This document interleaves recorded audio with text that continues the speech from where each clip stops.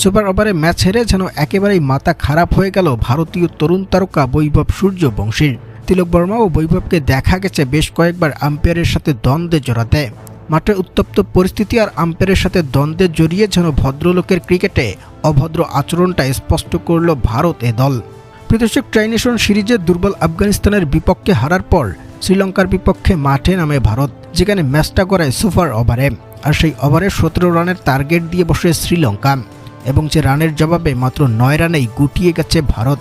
তবে বিপত্তিটা বেজেছে লঙ্কান পেসার ভাঞ্জু সোহান যখন বৈভবকে উইকেট নিয়ে ফিরে দিয়েছেন, আর তার উইকেট নিয়ে করা সেলিব্রেশনটা যেন কোনোভাবেই সহ্য হয়নি সূর্যবংশীর। তাই তেরে গেলেন ভাঞ্জু সোহানকে মারতে, যেখানে এতটাই ক্ষিপ্ততা সূর্যবংশীর ছিল যে তাকে যেন কোনোভাবেই থামানো যাচ্ছে না।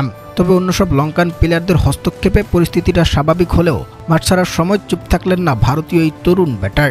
এ সময় তিনি কিছু একটা বলে আবারও জড়াতে চাইলেন দ্বন্দ্বে।